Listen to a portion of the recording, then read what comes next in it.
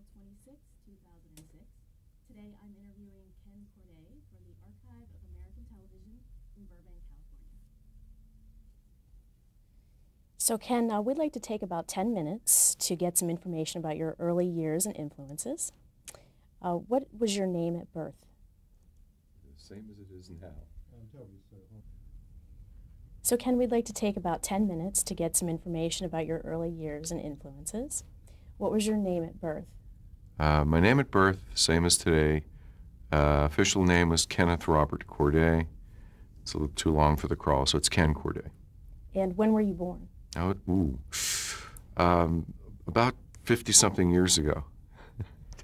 And where were you born? New York City. Manhattan, as we call it. Did you grow up in Manhattan? I grew up in Manhattan. We moved to California when I was 15, so I'm dating myself, when Days of Our Lives went on the air in November. And what was your father's name? My father's name was Theodore Corday, Ted Corday. He's a wonderful Broadway, radio, and television director. And your mother's name? My mother's maiden name was Elizabeth Shea, and then Elizabeth Corday, Betty Corday. And what did Betty do for a living? You mean before Days of Our Lives? Before Days of Our Lives? Yes, okay. Yeah. My mother started at the same time as my father did in 1931. He emigrated from Canada to New York, to Broadway, and she did the same from Boston to New York. My mother went to work for Benton and Bowles advertising agency as an advertising representative in the radio studios. My father started as a stage manager during the Depression in 31, later became a director and directed a lot of the notable black theatrical productions on Broadway at the time, Porgy and Bess, Cabin in the Sky, Tortilla Flats, etc. And they met, actually, my mother went in to read for a role on Tortilla Flats, and my father, directing the show, looked at her and went, well, you know, it's a Hispanic cast, and even though your hair is black, the part doesn't work. And she left, and he looked at his friend and went, I'm going to marry that woman someday. And they were married in April of 1942, after he got his induction notice, and he went into the armed services 2 days later. So we're talking so much about your parents. How did they come to Days of Our Lives? I think Days of Our Lives came to them as opposed to them coming to Days of Our Lives. My father was directing and producing As the World Turns for Procter & Gamble, and had a very long-running relationship with Erna Phillips, the greatest writer ever in daytime drama. And he was a little disgruntled with the fact that all soap operas at that time were, how do I say, vertical. They could take place in any huge office building from penthouse to basement, and there was really no, how do I put this, suburban or rural daytime drama. And Erna and my father had always had this idea of doing a soap daytime drama that would be set mid-USA anywhere, about a country doctor and his wife and children. And of course, the town they lived in was Salem, and that's how Days of Our Lives came to be. Do you have any siblings? I had an older brother. He passed in 1990. And what were your hobbies growing up? Oh, well, like every good kid in Manhattan, my hobbies were playing stickball, baseball, going to Yankee games, and when it was too cold to do that, playing the piano. What did you want to be when you grew up? Anything but a television executive. My parents said to me, the last thing you want to do is be involved in the entertainment industry. So I played music my entire life, went to Juilliard and got my degrees in music, bachelor's degree and master's degree, and was a composer and was supposed to start teaching in 1977, and the rest was a big, giant, wonderful left turn. And what was your first job in television? My first job, paying job in television, I had composed some cues for Days of Our Lives, Young and Restless, in graduate school in 1973 through 75. And those were actually paying jobs where I would go to the mailbox every 3 months, and there was this nice little check from BMI for residuals for airplay. So let's talk a little bit about Days of Our Lives in the 60s and 70s. The show was created in 1965. Could you describe the premise of the show right at that time? Days of Our Lives was actually created in the summer, prior to the summer of 64, early 1964. At the same time that my father had another show placed on NBC called Morning Star. Days of Our Lives was, created by my father and Erna Phillips, ostensibly sitting on a porch somewhere in Long Island, having a iced tea and wondering what they could do that would be different for daytime, not so much the classic Procter & Gamble CBS soap opera, something that would basically be new to daytime. And that's where they came up with the concept of Tom Horton and Alice Horton and their children living in a town mid-anywhere USA. How would you describe Salem? Well, then and now it's quite different. Salem, when the show started, was a small town, basically one university hospital being the teaching hospital for doctors, a few lawyers, Mickey Horton being one of them, a very small town, similar to, I would say, Louisville across the river from Cincinnati. Of course, today, 40 years later, we have an international airport and red-eye flights to Paris every night, but, you know, it's grown in 40 years. How does the show's title sequence and opening line represent the series and daytime in general? There's a funny story about the opening line and sequence in that originally it went on and on and on. And MacDonald Carey had this long speech, and it was kind of a wrist slitter, you know, and the times are this and that, and our children are going to do that, and so are the days of our lives. And my mom said to Mac and my father, I think it's a bit wordy.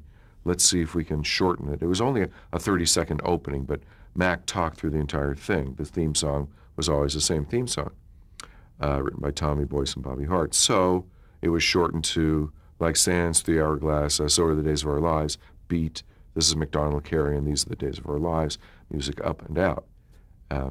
That's how the title came to be. When MacDonald Carey passed on, that part of the opening sequence was taken out? Yeah, it was a very difficult thing because that voice, Mac's voice, that great mellifluous baritone, is part of the signature of the theme and the opening of the show, and we still wanted the first two lines that come from or are homage to the 23rd Psalm in the Bible, but we couldn't have him say, this is MacDonald Carey and these are the days of our lives. So that second couplet was lost from the title. But Mac's family was very happy that his voice was still on the show. Did you ever visit the set in the early days of the show?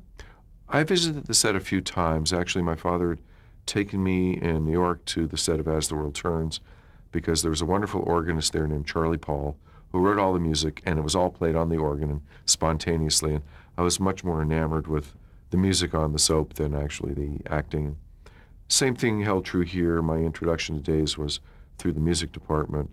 You know, as a high school student, you didn't brag in the 60s that, you know, your mom and dad had a soap opera on the air. It was, okay, you know, they're in television, enough said. But yeah, I would come to visit the set, and it was always a nice pat on the head. Cute 14-year-old, go back to music school. What are your memories of those days? Specific memories? Those were the first few years on the show were very tough. Personally and professionally, they were very tough. Days was floundering a lot in its first year. Erna had created the show, but still was writing, Erna Phillips was still writing Another World, As the World Turns, and Guiding Light. So basically, at one time, she was writing 4 hours on the air. And she couldn't really give her full attention to Days. As you know, it went on the air in November of '65. My father was very ill, and he died in July of '66. So he never got to see the first anniversary of the show. And it was left to my mother to convince the powers that be at NBC that she could shepherd it for a while. I think it was only on a one-year cycle at that point in time. So my early memories of the show were fraught with some sadness. My father's death. I was the only one at home when she'd come home from work. My brother had gone on to college. And I was like a sounding board for her. She would talk about, how do I deal with someone like Susan Seaforth Hayes? And I think she's in love with her co-star. And I would sit there, you know, the young junior in high school. And, okay, thank you very much. But it was an interesting time. Did you watch the show then? Definitely not. No? I definitely did not watch soap operas. I was a little too busy playing in a band in high school and chasing the girls or learning how to drive to be preoccupied with a soap. So you're saying, you know, those years were difficult. When do you remember them sort of turning around? Oh, I distinctly remember when they turned around because I was in college at the University of California in Santa Cruz. and had come back from a vacation and and landed in San Francisco airport and was walking through the airports early in the morning looking for a paper, bought the paper, and I looked on the magazine stands, and there's Time magazine with Days of Our Lives on the cover, not by name, but I think the title was Sex and Suffering in the Afternoon. And the M, the red M, the 2 points in the M in Time magazine were coming through Susan Seaforth's head. It was Julie in the foreground and Doug in the background. And I looked up and went, my word, my dad's little idea for a show is much more than a dream now. How is Days of Our Lives different from other daytime dramas on the air? Well, Days is different in two very important ways. I think the first way is unquantifiable in that it looks different than the other soaps, even the other soaps on NBC. I don't know if it's, the vibe that we have in the studio, the actors and my parents that have passed on that seem to be guardian angels there. There is a different quality to the show. If you turn off the volume and you scan the other soaps, it just doesn't look like the other soaps. Maybe it's the blessing of doing it in Burbank. But more importantly, I think it's different because the families that started the show, either the Hortons in the 60s and later the Bradys in the 80s, that rhymes, are still in place. Their children and grandchildren and great-grandchildren are still in place, and that just goes a long way in 4 generations. Grandma watched the show, and now my kids are watching the show. How did you first get involved with Days of Our Lives? I was in graduate school in San Jose State, and I dated one time the music director on the show, and she said, I really think we could use some new music. It's kind of sounding scratchy and old. Why don't you give it a shot and write a few cues? So I wrote 3 or 4 pieces for background, and they took the music to Italy, where it was recorded then, and it came back. And of course, it was all recorded either too fast or too slow, so I didn't go. And I said, gee, I hope it works, thanks. And they started using it more and more and more and called me back in 1978 and said, why don't you write an entire library with our new music director, Ken Heller. And that's how I got my foot in the door. What kind of music was needed at that time for the show? Oh, at the time, in the mid-'70s, the show was scored, it was very simple. It was piano, acoustic guitar, flute, that's it. And it was kind of, how do I say, days light. It was very light romantic music. It was also scored live to the show. The music director would spin a record in the control room, and the needle would be poised above the cut. And on the director's cue, the needle would drop, and you'd hear, and then the music would come in.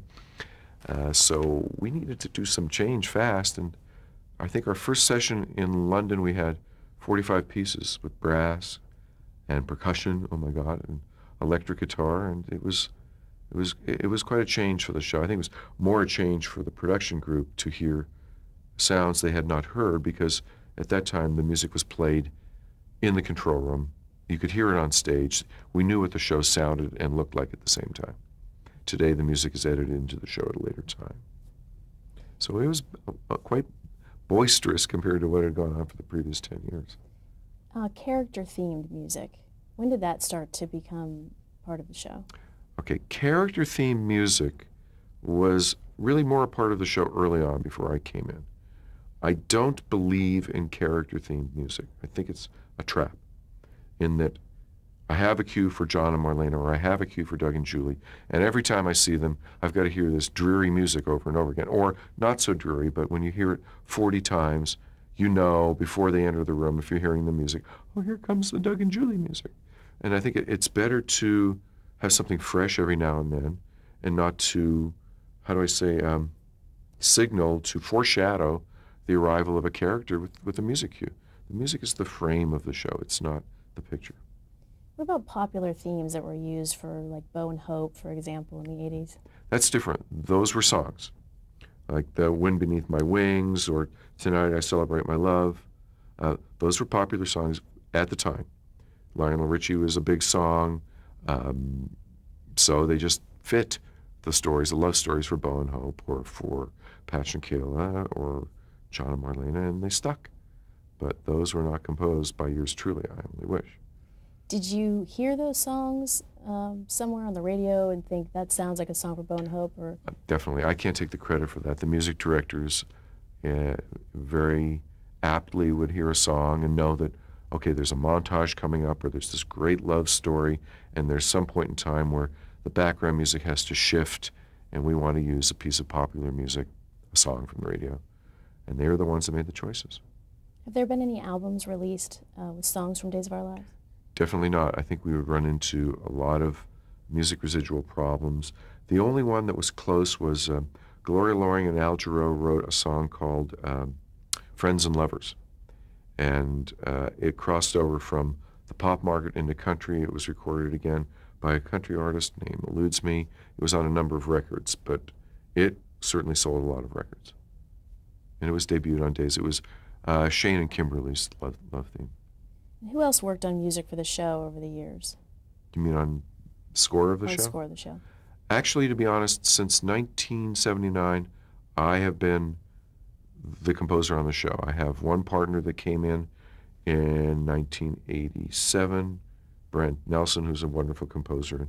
We were co-composers. Before that, there were two other composers that worked with me, Ken Heller and Martin Davich. Marty went on to write ER and all the other great nighttime spin-offs with James Newton Howard, and God bless him, he was also my best man. I was his best man. We learned a lot together.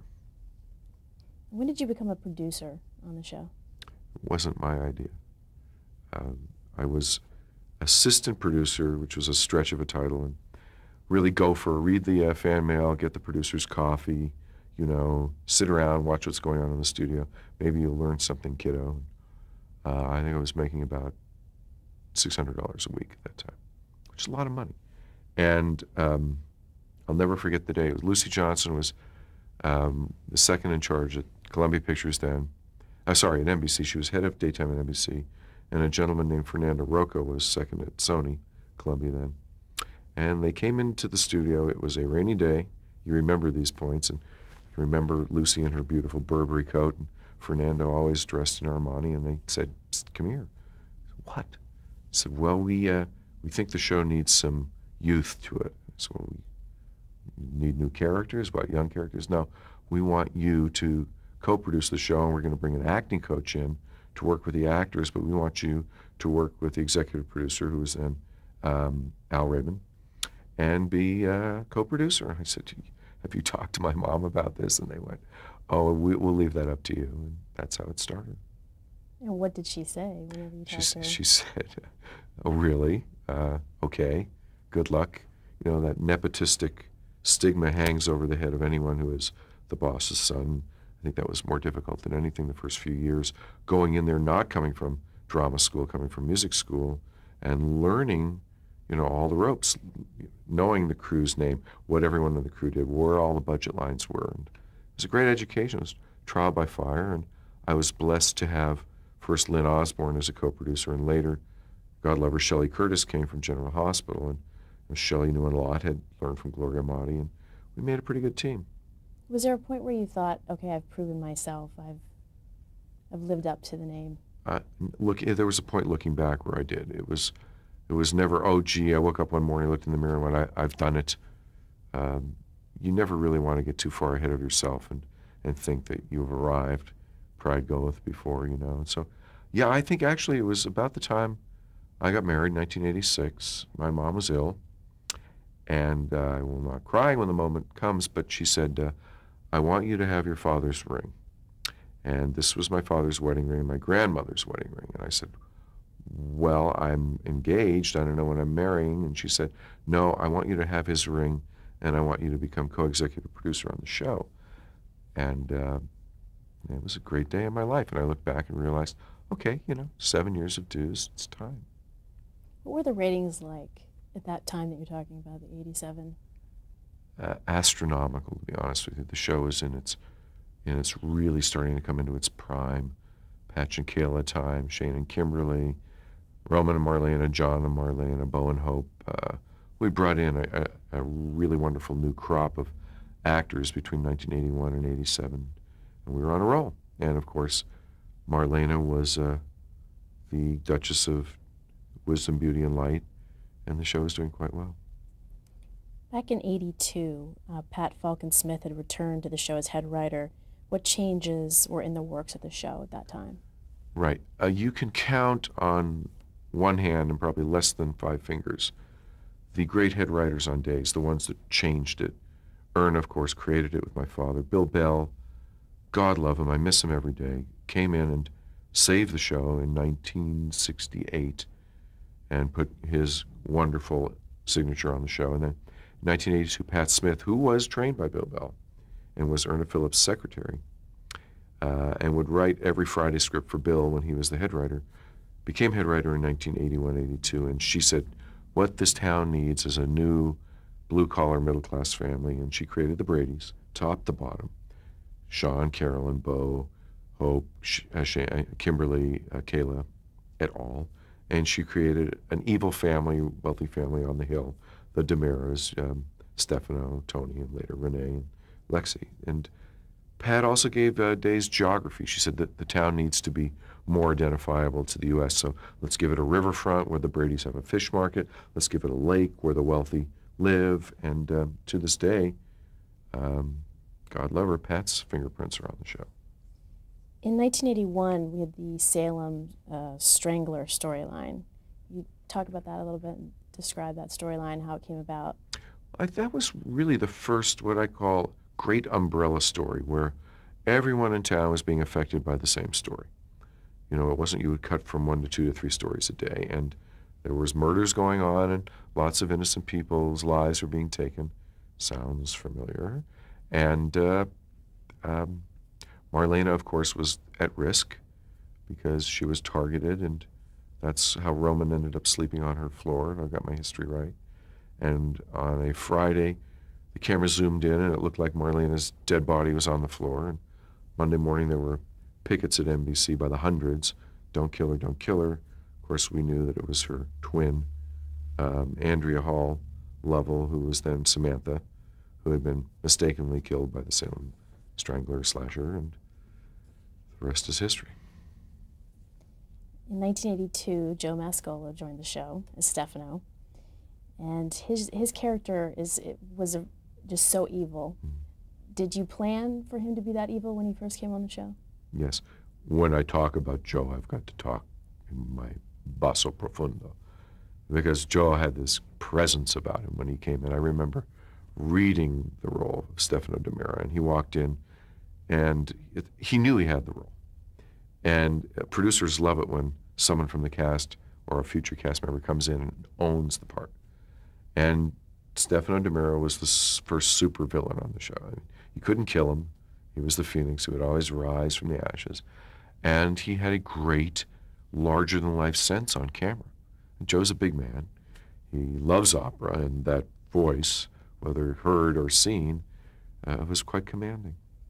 Are there any schemes or particular plots that you remember that he was involved in, things that stand out? Well, I think almost every horrible thing that happened in Salem was DiMera-esque or found its way back to his doorstep from 1981 till probably well into the 90s when he left us to go to Bold and Beautiful. And I think he's still out there somewhere. You know, the phoenix will rise again. Did you see Tony DiMera? As Tony DiMera, his son, is becoming, sort of taking over where he left off? Oh, definitely. Count Tony DiMera was, you know, the swashbuckling young son. Teo Penglis had that glamorous, cosmopolitan air about him. You know, he dressed beautifully, and he was a Greek Australian, so the accent wasn't typical of anything. And yes, he was certainly the once and future evildoer, and fit the bill well. With Stefano, there were a few times where Stefano, we thought he was dead, and he'd come back, like you said, the phoenix rises. Do you think fans ever became weary of his so-called death? Yeah. Too much of a good thing is a bad thing, and I think truly the fans at one point in time said, "Enough. We've seen Stefano die 15 times already. You know, let's have Marlena shoot him and have him really dead." And I think the last time he died, of course, he wasn't dead, whereas the body wasn't chopped up and thrown to a million hungry people. So, yeah, I think those times, the 80s and 90s, where Stefano rained terror and hell on Salem, are over. But we maximized. How difficult is it to keep storylines from leaking out to the fans? it's easier than it used to be. There were times when it was almost as if the writer and I would be thinking of the story and the fan magazines would have it out. Noah Spurgeon's Cast. 3 years ago when Jim Riley came in to write the show, he brilliantly hatched this plot where 13 people in Salem were going to be murdered by the Salem stalker, slasher, one of the two. And halfway through, the audience found out it was Marlena, oh my goodness, and the last victim that was taken was our beloved Alice Horton on a donut. And Jim pitched the story to me in 2 hours over the phone. I put down the pad and went, that's really funny. We're going to kill 13 of the oldest cast members in 9 months, and I've got to stand up there knowing that they're really not dead and, sell it, not only to the actors that they're dead, but sell it to the audience that they're dead and sell it to all of their family on stage. And I'm going to be walking around with a bullseye right here after a few months, which was the case, but we were able to keep it under wraps. And it was 9 months later, almost to the date. Let's see, Abe was killed in September, and on April 1st, I saw the end in sight. I stood on stage, and we played the ultimate April Fools on the cast, and went, they're all alive, and they were backstage, and they came out through the door one by one, like, let's make a deal, come on down. And by the time it was over, everyone was in tears. It was quite an emotional moment. And we had kept the cat in the bag for a long time. With the internet, it's not harder with the internet now to keep storyline under wraps? Once more than two people know a secret, it's not a secret anymore. So, internet or not, if it's out, if people are talking about it, people know. We air the day before in Canada than we do in the U.S. So if somebody really wants to know what's going to happen today, they just log on to a Canadian website and find out. But there's still ways to keep it under wraps. In 1983, Christian Alfonso joined the show as Hope. What were your first impressions of Christian? Christian is a marvelous story. First impressions of Christian were, oh my goodness, this is the most beautiful face. She can't walk and talk at the same time. She was a cover girl, I believe, on 17 magazine, and Brian Franz at NBC had said to me and to Al Rabin at the time, this girl is so gorgeous, if she can learn how to act, we've got a future star. And first impressions of her, Christian was quite Zoftic at the time and quite green to television. I think it was her first role. And Shelley Curtis made it a point of taking her under her wing and teaching her the moves, that when your tally light's on here, don't anticipate it, go to the camera here, and try not to get in the light of your co-star. And I think it was a short learning curve for Christian. Within 6 months, she was right up there with Peter Reckell, and they were doing a wonderful job. First impressions were, oh my God, she can't walk, talk, or chew gum at the same time, but she's so gorgeous, the camera loves her at every angle. And within a few months, she was making the move. How popular was she with fans then? Hugely popular. Still hugely popular. I would say Bo and Hope today test as high, if not higher, than any characters on the show, consistently. And when she supposedly, Hope, the character supposedly died, did you know that her death wouldn't be permanent? Did you know that that was leaving the door open for her? Well, when any character like Hope, Patch, Stefano dies, these are such important characters, you don't want to close the door. We knew she was going to primetime, I think it was Falcon Crest, something like that. And, some of those shows are shorter lived in hindsight than days. So yes, we did leave the door open. Did I know she was dead? I knew she wasn't dead, but she had died. Is anyone really dead in daytime? Bo and Hope's son, unfortunately, is dead. Okay, Ken, thank you. We're going to take a break and Okay. switch the tape.